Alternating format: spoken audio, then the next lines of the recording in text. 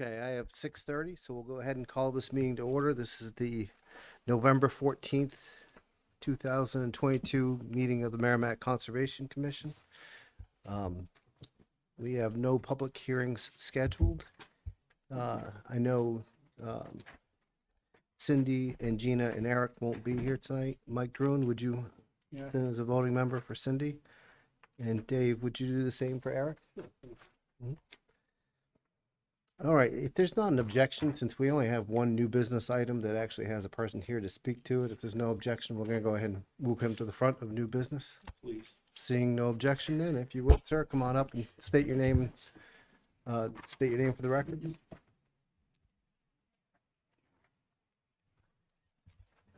Good evening, Mr. Chairman and board members. My name is Matt Peterson. I'm with Keach Nordstrom Associates out of Bedford, New Hampshire. We're here representing the proposed development at 734 Daniel Webster Highway, known as Majestic Motors. You will see on the aerial photo that's in front of you, our property line pretty much runs along the backside of the cars here. It does come out into the trees approximately here, runs down the highway, and then picks up again the property line on this side of the cars, comes back around.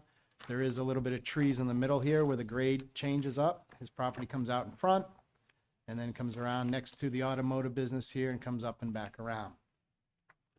One of the things, my office used to be right next to it here in the old roller rink for about 10 years. So I know the piece fairly well. I told the previous owners the first thing they needed to do was go get a level 1 here because I was surprised that that would come back clean and we'd start this process, but that came back clean from a company that they had hired that was called Partners. And I think one of the biggest things that the board, as I was explaining the other night's planning board, and I think one of the things people have seen with these is about 15, 20 years ago, all these salvage yards went to basically dismantling the vehicles inside their building when they first come into the shop, remove the transmission fluid, remove the oil. The environmental report shows that they have antifreeze and oil containment facilities inside that building. So they then remove all the stuff out of it, take anything that's good and can catalog it, either like a light, part, stuff like that, bring it right to their crusher, and then I guess they leave it on site there. So the report came back clean. Planning board's asked for a copy of it. It's 1,200 pages long, so I'm in the process of getting them an actual paper copy of it there because it's not being able to zip back and forth. But that was the first step. So that came back clean for their standpoint. They went to the bank. They were able to get their bank financing. They tied up this piece of property and they came and talked to us about developing it. So what we had done then is gone out and put together the existing conditions plan. And that's the set that's in front of you guys that you have.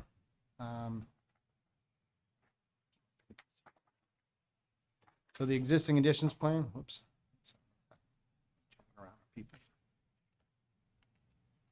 Existing conditions plan shows the existing house out in front.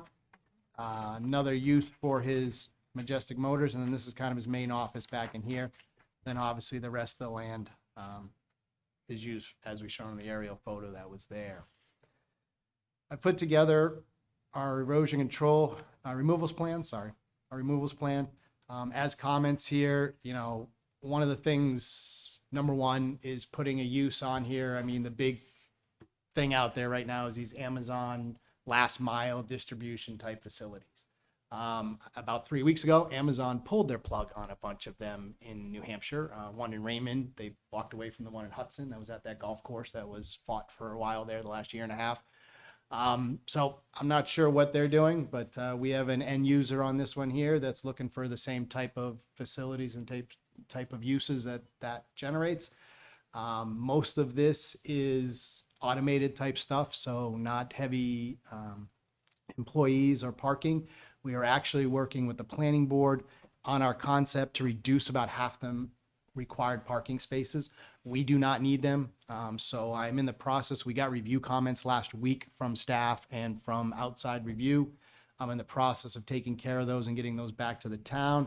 But on the site plan, what we're looking to do is this parking field in front here, the first 13, 13, 26, and then the next two rows of 14. So 28 and 26, plant this as grass only to be needed if there is a need in the future. So the planning board told me they would be willing to look at the waiver to do that. We do not need all the parking based on, like I said, most of this being automated. And we're going to propose that. Now, we still have to show it as a design. We still have to put everything in for it. So you will see when we get to the grading plan here next, underground drainage systems we have 3 underground drainage systems, 2 in the front parking lot, 1 for the loading dock area. These systems will go in even if we grass it, just because it wouldn't make any sense to rip it out later and put it in from that standpoint. So the systems would go in, but we'd like to leave this front area here grass, have my landscape architect do some landscaping in that there for Nelson on the planning board that asked to if we're going to do that. So we are trying to work a little bit back and forth with staff and with the planning board on the development of this parcel here. Other thing to remember is that we're dealing with the Saint-Gobain and the not being able to remove material on site. So I've had to, as been called out earlier, basically use every single inch of this property here to store all the removed material. So I've got a berm up in this location here. That's going to put some of the material. I got berms down along the side of the building here. I got a berm in the back here. Then we're going to put the other material here. We're actually going to do a couple extra plantings. We showed some trees on this berm. We're going to show a few more. They were worried about the visibility from the highway. Honestly, I was just out there the other day driving back, and the trees that are out there, most of them are going to stay from the visibility that would from this site. There's actually a fence line that you'll see when you're out there that's right along in here. And then there's actually trees on the highway side of it. But anyway, we're going to add some landscaping to that side there for them, but that's where we're leaving a lot of our material that we'd be cutting down the site and developing to do. How tall are those berms gonna be? So up in the upper corner here, just got to zoom in. My eyes aren't great anymore. Sorry. Are those the foot ratings? So we're starting at 228, 238, so about a 10-foot berm there. So 240, this site, about 240 is the highest anyways, right? Center contour here is 236. So if you saw a spot grade at 240 somewhere potentially, but I got 236 as kind of the high point of it. And then the berm in the back here, so we're at 230 and the top of it's 244. So 14 feet there. So 10 and 14 feet.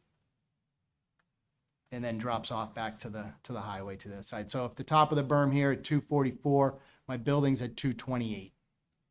So, you know, this contour right here is 230, and then the berm comes up. So if you're heading north, the berm's going to cover most of that building that you see from there, if you even see through the trees. And again, we're getting to the winter time, so there are leaves that are dropping. I'm kind of jumping all around a little bit on you here, but I know what you guys are looking for, so I'm trying to hit those points. So just quickly, existing, demo's fine. Site plan, we'd like to propose 102,000 square foot warehouse building with the associated parking with it, accessing off Daniel Webster Highway. We are currently working with the DOT on the driveway permit as well to obtain that. So as far as the drainage, pretty much ledge on site here. I think that's pretty obvious if you've driven in the old roller rink. Again, that was my office forever, and the ledge came right down to the building. There was a roller rink. We actually blew that all out, pulled it back. This is right next door that's here. So we're proposing underground detention systems. There's no infiltration. There's not a lot of any material to do that. So we are collecting the first 2 systems in the underground up front, which will then daylight to a swale in front and then be picked up by the town drainage, which then makes its way across and down towards the river. Dawn has asked us to look into this system right now. We're doing some study on these 12-inch and 15-inch pipes here, but they're pretty tiny pipes that they had in the road. So we've got to, as you've seen the size of these systems here, they're pretty big systems to basically hold everything and just slowly dissipate the volume out over time. I felt that this was appropriate in this area here, just looking at what I was dealing with was existing.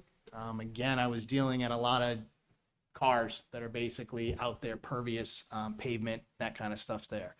So balancing a lot of different things as we look at the sites, but you know, what they're looking for right now for size of the buildings, anything over 100,000 square feet. close to interchange, close to highways is obviously the next big thing. And then where the residents are within a short distance as we go out from there. We've proposed drainage systems, drainage reports, all been submitted to the town. First review's been done by the town. We're on to the second review, but just to give some rough ideas, our 3 points of analysis are, one is up in this corner here. So the northwest corner of the property, as you can see, this drains down this direction here from the topo. So that's one of our discharge points. Pre-development for 25-year, and I do have all the other storms, I just typically pick one. 25-year storm is 27.71 CFS in the pre. In the post, it's 19.96. So we're decreasing the runoff by about 28%. Now understand, this is a little bit different project than you've typically seen, where if you're decreasing the volumes, are you substantially changing flow to different areas? The difference is here, usually I'm starting with grass and trees and leaves that pick up about 25% of that water. That's not happening right now. If you've been out to the site, almost 100% of my water hits the ground and goes into a system. So it made sense from my standpoint to reduce that a little bit more than, a lot of us come in and say, we reduced it by 0.01. It's a reduction. We're good. This one's gone down 28% up in this location here. Again, which then goes to a DOT system. And this is your peak flow. So the flow is still getting there over time. It's just not getting there all at once like it was right now because it's hitting the ground, running right off. We're actually bringing it through our system, out to the piping and that type of stuff to lay it.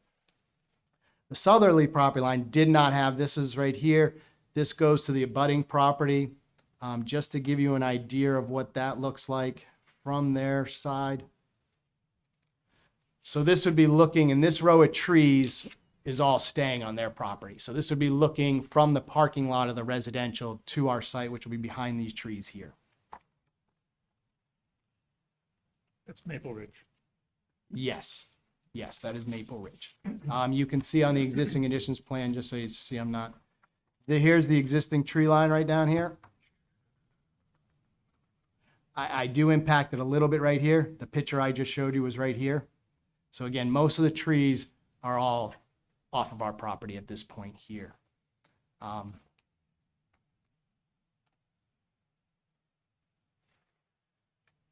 The southerly border here had a runoff in pre of 0.15. It reduces to 0.07. I did reduce that by 53%, but to me, it's not a lot starting there to really say that I'm killing it by 53%, but we did reduce it by that. And then the other one is out to the highway here, DW Highway. And this one I do have to decrease a little because I'm trying to deal with undersized piping that this town has in here. We may up replacing some of this 12-inch that they have along the highway once we figure out if DOT most likely going to have a decel lane. That's what we're assuming. But dealing with DOT right now has been a very drawn out process. I think they're understaffed like the rest of us. So we're waiting to hear back from them on exactly what they would like on that. But that one was 18.53 CFS in the pre. It decreased to 13.71 in the post, which is 26% decrease. So again, what I was dealing with is a little bit different than what you would typically see on a residential or a site plan that's all wooded and that, and then they cut the trees and now, the flows go up there and you're trying to balance it. This has so much runoff currently. That's where we kind of went with our system. Do you have any kind of projections on the amount of traffic in and out? So believe it or not, traffic is under the criteria to require a traffic study for the town. We are doing a traffic study. We sent it to the DOT. They came back and said, you're not showing us any volumes here. There's nothing on that time frame. If you've gone to Hooksett, exit 10, around 10 o'clock, if you're getting out of Target and notice that every Amazon van is there about 10 to 11, they've changed their timings and stuff like that to deal with obviously that and peak flows and stuff. So we'll have a full traffic study submitted. They're doing the counts this week actually on it. But currently, the counts didn't trigger a town report, but the DOT asked us to do some more counts, so that's what we're doing. Matt, maybe I missed it, but where does the proposed rooftop drain into? Is it the 2 filtration? Yes, that is being picked up, and that's going down into this system that's here. So that's the one that's underneath the parking lot. Underneath the loading dock area. And that's also picking up The roof drains. Just the roof drains, or is it also picking up? Roof drains plus the area of the parking lot, yes. Okay. Yeah. And that's just the retention, or is it settlement basin too, or what? It has an isolator rows, yes. So the isolator rows are for our pre-treatment for the state, and then that goes into the rest of the system. Okay. Again, this has to go to Alteration Train for their approval. That was accepted, I think, 3 weeks ago, so they're probably going to be starting the reviews hopefully soon on that one that's there. But yeah, this has all been designed to meet AOT requirements. The only thing that I'm pushing back to the review engineer is they've asked for a foot of freeboard for the 50-year storm. And in the regulations, it says embankments, which is a detention pond, which is open. This is underground, shouldn't have the same criteria. It doesn't make any sense to have the same criteria. So I've asked the town engineer to look at this. State is okay with it because it's an underground system. So I don't want to make it sound like I'm doing everything by, because I am asking for that one, but I think it's a regulation that needs to be just reworded slightly in your regulations on that there. But yes, this is all, again, from a drainage standpoint in that, besides using all the land that's out here, we are putting an underground drainage system that basically for what's out there today should be there. I mean, in reality, everything is my CN numbers didn't change a whole heck of a lot from the gravel to pavement that's out there right now. I actually have a little more grass in some areas than he had on his. Maybe using the demolition and removal, can you just show us what portion of that is asphalt now, or concrete, or gravel? So currently, right now, the only thing that's paved is right in here, and it says, this is the paved driveway. So it comes right there, line opens up to this house, comes back into here, comes back over to here, and back into here like that, and around there. Then you can see everything else is gravel. That's gravel, okay. Like I said, right in here, he had a little bit of trees. So if you go back to the existing plan, right in here is where that green space is shown. And you can see the contours that are there. That's just, and there's You're a tree looking, line. you're looking way uphill of that Mm-hmm. when you come up. I mean, that's gotta be 30 plus feet from that garage first entrance to the where Majestic is up top. So if you stand on the road here is 210, right Yeah. there, contour. And then up here is that says 232, 232. So about 232, 234 right in there. So what'd you say? 24 feet? Yeah, it's close to Yep. 30 feet. Yep. Basically right here is where they just zoom. Yeah. They kind of made a ramp coming up to the top level there. Does that answer your question? Yeah, thank you. You said it's all gravel, and you're gonna take this contaminated gravel and pile it along the property line. Are you gonna put soil on top of it to help it grow? So yes, so first of all, contaminated soil from Saint Gobain. Let's make that clear, not from my site being contaminated, because I got a report that says the gravel's not contaminated from my site. But based on the Saint Gobain that's out there, the PFABs, yes, that stuff is there. So we're not allowed now, and I hope in the next year here that's gonna change, because I'm sorry, but we've got Continental Paving and other companies that are hauling it all over the place, and nobody seems to care about that. But when I come in for a site plan, I can't move it. So we're pushing back a little bit to change this a little bit, because it doesn't seem to be being held consistent throughout the state. But yes, once we do that, we put 4 inches of loam on top of that and then seed it. So anything that I show is green space in that's loamed and seeded, yes. All right, what are you gonna plant there? Plant on it, Yes. loam and seed grass. I have a planting landscape plan as well for trees and shrubs and that, but that doesn't go on each area that's out there. So the areas you're talking about mainly, I'm assuming are gonna be Yeah. up in here. That's just grass at this point. Up in here. So we did our landscaping plan with the trees throughout our islands and stuff like that. Is there a reason? Because you seem to be going somewhere that I'm not Oh, understanding. no, I was just wondering, Okay. because I've driven past construction sites and seen it all blowing across the road. Okay, that from that standpoint, so yes, I would say one of the good things the last 4 to 5 years is we now have inspectors based on the EPA and that are on site on almost a weekly basis. This year was a little different because we didn't get a lot of rain. When we get rain, they have to be out there almost after every half inch and that kind of stuff. So we have a lot more control than we've ever had after construction. But one of the things you guys do and the planning boards do is the requirements of our notes on these plans, whether you guys think it's here or there and it's not a great thing, that's what it comes back to. And that's what those guys are required to do. I just finished a project in Goffstown and we got a call from the homeowner because the catch basin and the grading's not done the way it was on our plan. And they started telling us that we weren't inspecting it and doing it correctly. Well, we don't inspect during construction. The towns do, and an inspecting person does, which we do have some of those, but you have to hire to do it. So I would much rather these things be inspected more often than not, because it's contractors like to try to go their way and not read the notes and not do that. So if you see those types of things, a phone call to Robert all of a sudden gets to my desk and gets to the contractor. I would say, I've been doing this 27 years.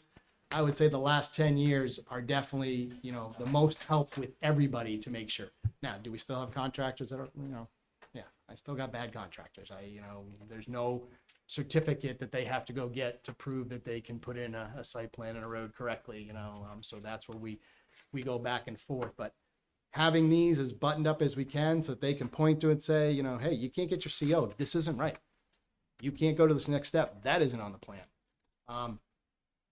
That helps us a lot. It also hurts us a lot when we find a note from 25 years ago that, the Dunkin' Donuts at Bowers Landing was supposed to put in 3 light poles and he never did it. And now the other guy's getting blamed for it. And we find a little note on the plan that says, no, it's right here, but he didn't do it. So we do the best we can. Sorry, that was a little winded, but Yeah, that's fine. The rest of the plans are kind of straightforward. We did a lighting plan. I don't think you guys care too much on those. Dark sky, all that. I think you were talking the other day driving around. It's gotten harder and harder to drive at night in this state, which is a good thing because actually the stars are out a lot more, but it is a little harder with the dark, with everything down now, not lit up as much as we used to. Utilities are just going to be straight. Sorry, let me get back one sheet. We're just bringing water, gas, electric in from the road. We're proposing a small septic system because there is no sewer in this area here, believe it or not. It is private on the other side. I pulled the condo docs of everything on the other side and I can't find that they have to allow me to tie in. We're showing the septic at this point. Again, we only had 35 employees, so it's only a 4-bedroom septic. Actually, it's 600 gallons a day. So it's pretty much a single family home. So it seemed to make sense. I'm hoping that if we develop the piece to the north of it here, that I can try and grab something and get something else for sewer. But we tried to talk to the town and figure it out. And there's just not there right now. It's down on these other side streets and stuff like that, and not very easily accessible. And that's about it. We've gotten away from the hay bales, so I don't think you should see those on the plans anymore. The hay and straw. We now love the silt sock. It allows me to actually show the line just go up the grading and round, and they don't have to run it parallel. And the contractor go, how come we're running all these 5-foot parallel sections of silt fence? Like, well, because the water comes this way. So we just do the silt sock now, which looks very clean. Again, all the notes are in there. I did have this phosphorus notes at the end, and the details does suggest that they test it beforehand, and go from there. I think I've kind of rattled enough. I'm sure you guys have questions, so I can answer them as best I can and go from there.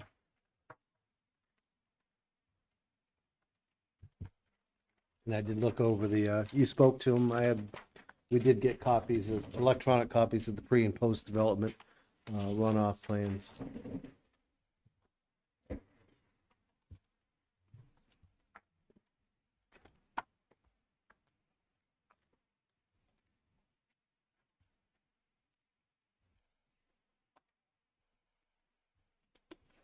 You did see on your planning plan, you put a note in there about the test soil and they have no phosphate, which is good. But there's also, I'm trying to find it now and I highlighted it on my screen and not on the actual piece of paper. It says the low phosphate, yeah. So there's just page 7. Page 7, note number 8 says low phosphate, slow release nitrogen. Page 7, note 8. Yeah, it was on the landscape page. But then further down, you did make a note about no phosphate and test the soil, so. We'll get that out. So, but thank you for trying to catch that. Appreciate it. Before I came here, I went to the detail, though, not the landscape plan.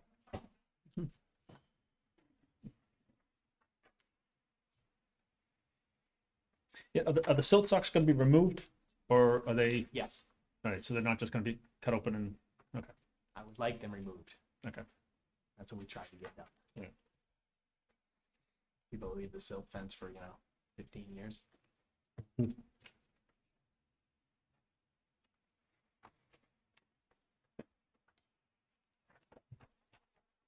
What else? Yeah, Anyone? this is, yeah, snow storage is there, it's everything seems like it's, particularly if that gets landscaped in the front, Mhm. there's not gonna be a whole lot of requirement for snow storage, so. Mm-mm.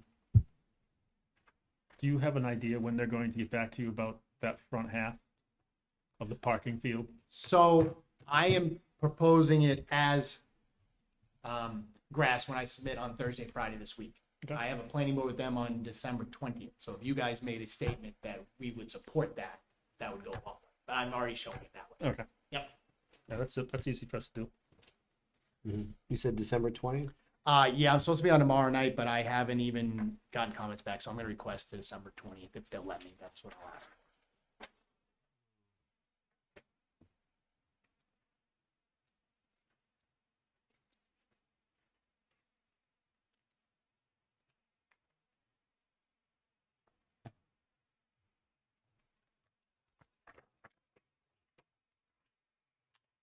Anyone else? No, that's pretty straightforward, I like it.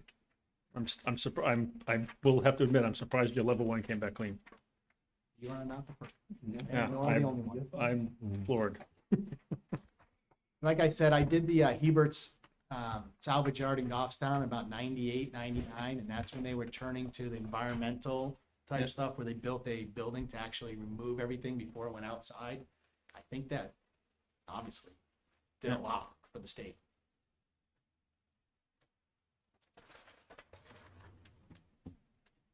All right.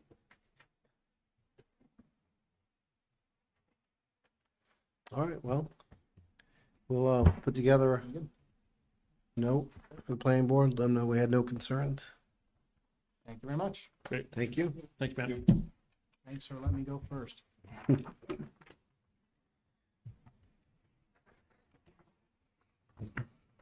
All right. Next item under new business is Paul Lavoy, who's, we should have in your packets his letter of interest, joining the Horse Hill Nature Preserve Subcommittee as a full member. I'd love to speak to that if I may. Please do. I heartily recommend that we accept Paul as, or endorse Paul as a member of the Horse Hill Subcommittee. I met him about a month ago. Mark Gagnon, the subcommittee chairman, has worked with him before. I was with them last Saturday. I'll speak about this later when we had a work day. He is very interested in the property. He's committed a lot of work to it, and he'd like to be in the subcommittee to see to it for the long term. So I recommend that we accept him. Second. Yes, consider it a motion. I move that we approve So the membership moved of Mr. Paul Lavoy on the Horse Hill Subcommittee. by Ellen and seconded by Mike Droon. Any other discussion?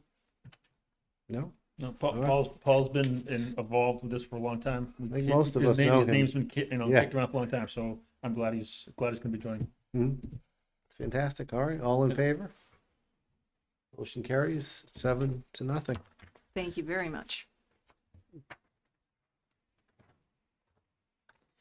All right, next item is a vote to approve funds for the 2023 New Hampshire or NHACC membership dues in the amount of $1,050. I think that's the same amount as it was last year, huh? Make a motion to approve. Expenditure of $1,050 from Fund 51? 3. Isn't one have, doesn't one have this? No, this is 51, right? You're right, you're right. Yeah, 51? Second. Motion by Gage, second by Ellen.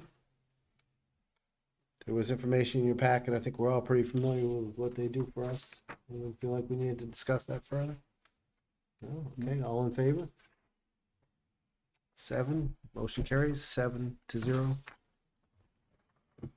And it is 51 because I did get the budget information, community development, and that's exactly the amount they budgeted for that.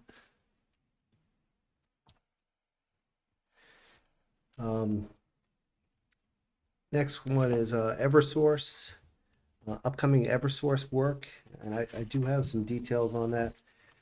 This was something Eversource is required to notify municipalities if they're going to do power line work that goes through municipalities.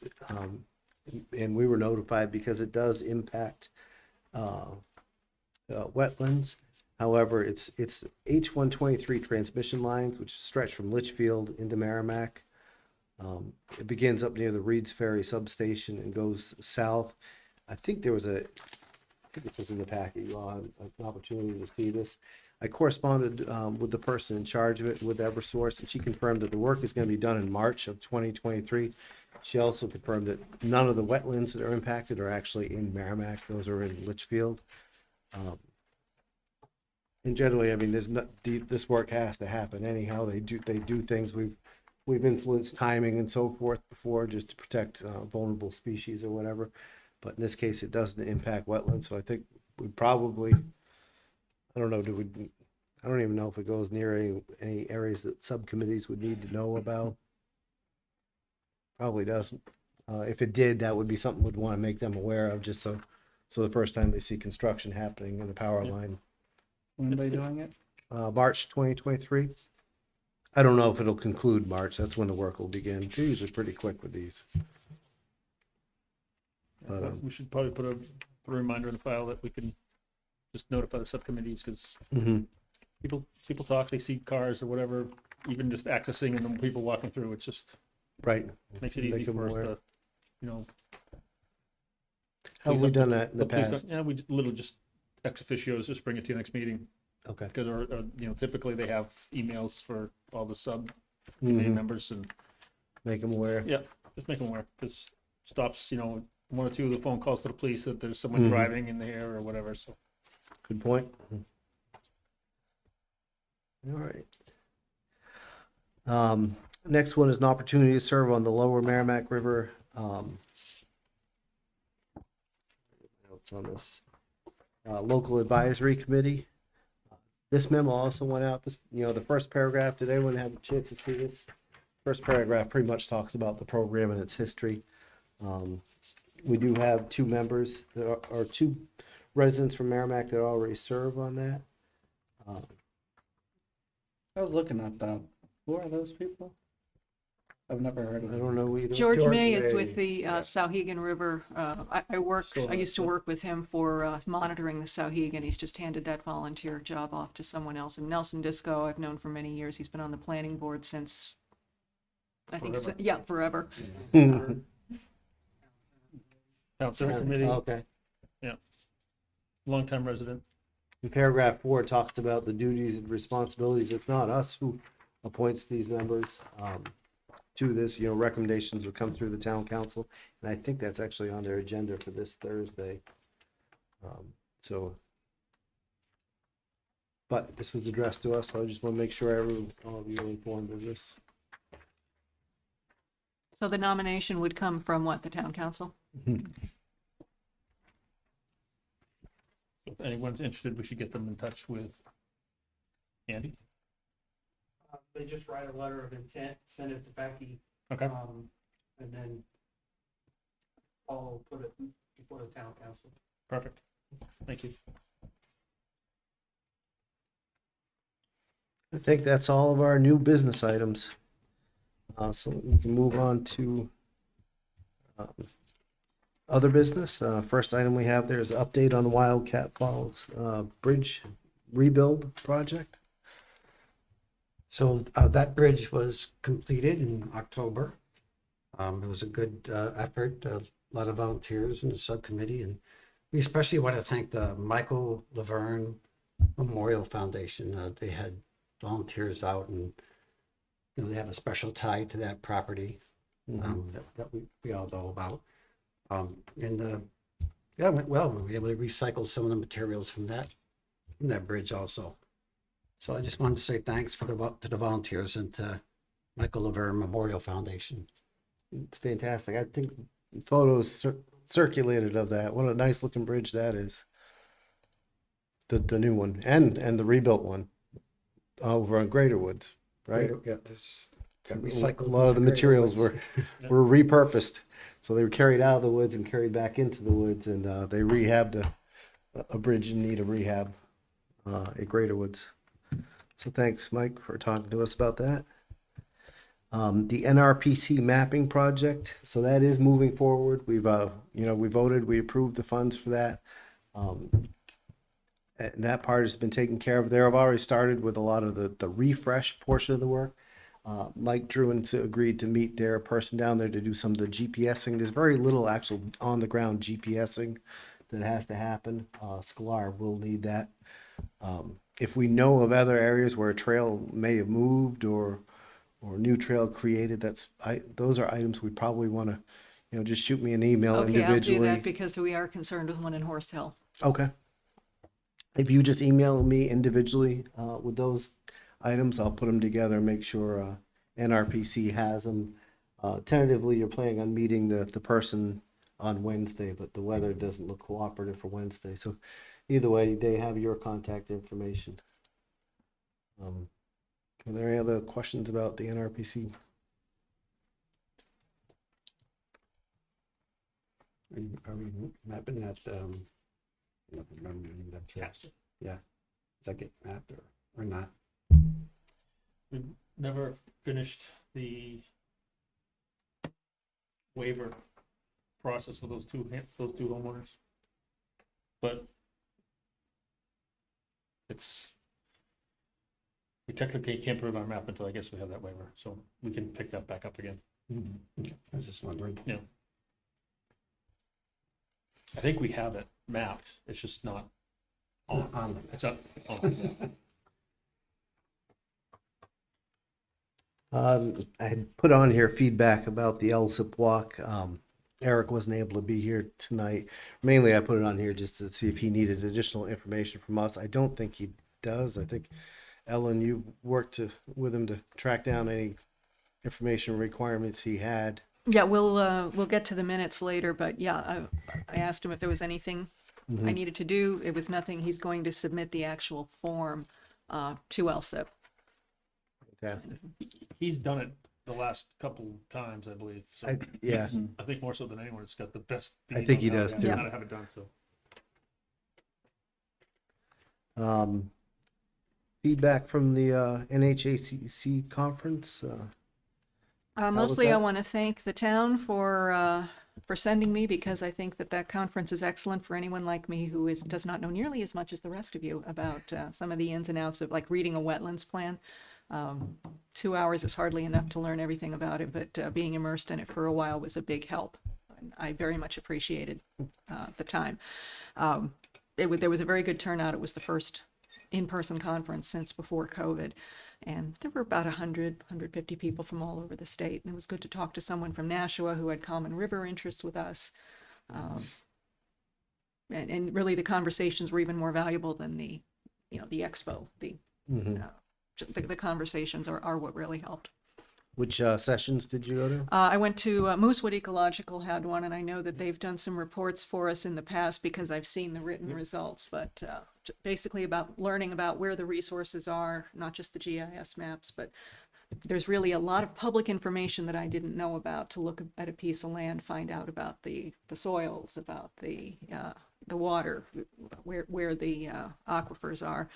And then there was a basic how to read a wetlands plan, which was I took that to find out just how little I knew, and I was right. I have a lot to learn.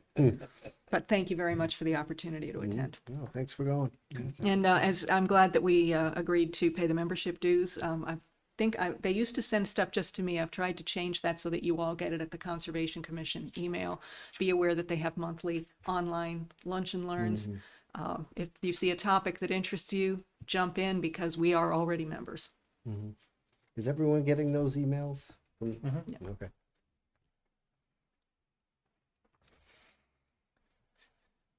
Let's see.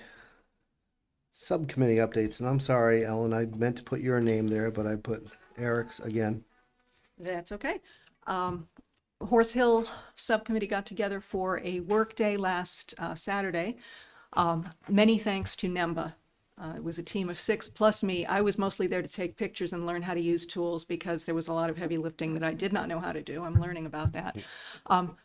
Our plan was to rehab the bridge on leading from the Loop Road up to Blodgett Hill. That has been undermined because of the way water has flowed. And we made a corporate executive decision that rather than touch the bridge itself last Saturday, we were going to work on the drainage. It had rained the night before. The soil was in excellent shape for that. By the time we'd finished retrenching, it was already flowing down that new channel towards the little stream that the bridge spans. So now the bridge is no longer going to be hammered by water. Mark Gagnon, the subcommittee chairman, his goal is to do some work on the bridge himself. We want to get some rocks underneath where it's been where, as one of the guys said, it's had silt dumped there for 20 years. Try to get that steady and to get a couple of the boards on the bridge that need to be replaced taken care of. But the heavy lifting was getting that trenching done, and the team did that. I'll send around a picture of it, but it was 4 guys from NEMBA, plus Mark, Paul LeBoy, and me. And it was a very good day. Fantastic. Thanks for that update. I think that's all of our other business items. So that brings us to the approval of the minutes. We have 2 sets of minutes to approve.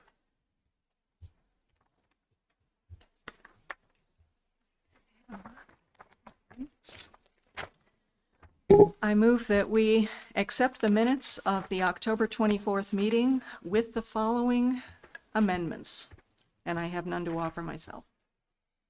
Motion by Ellen, I'll second.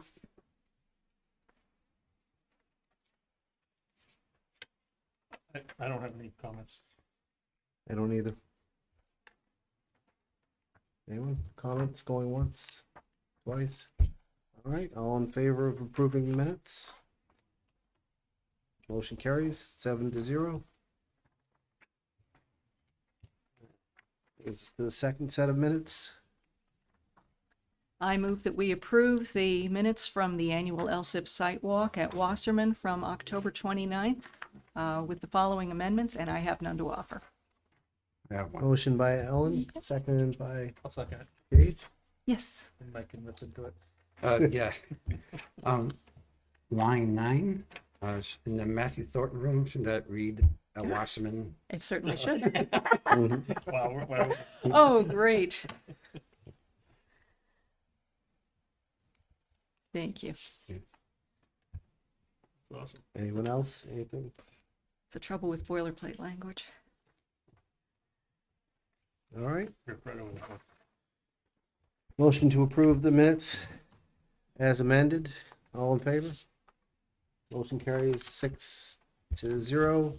Andy abstained. Can we put a note into downstairs to see if they can find the receipt for the last time we bought duck boxes? Yes, we can. Can you get time again? Yeah. Is that something to check with community development? Yes.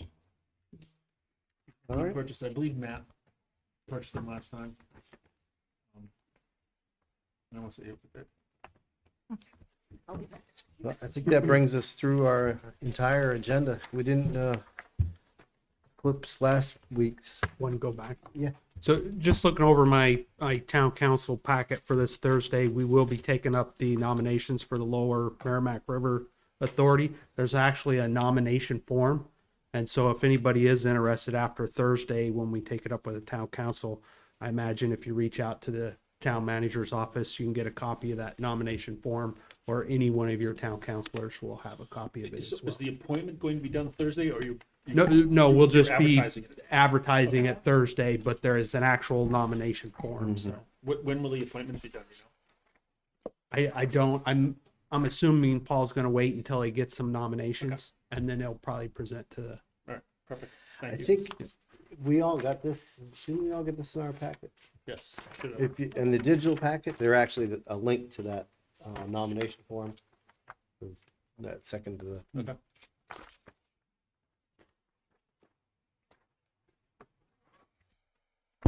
Day they meet.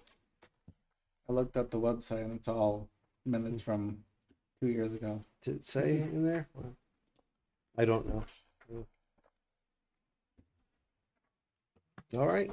Anyone want to make a final motion? Motion to adjourn? Second. Motion by Gage, second by Mike Boisvert. All in favor? All right. 7:16 PM. Meeting adjourned.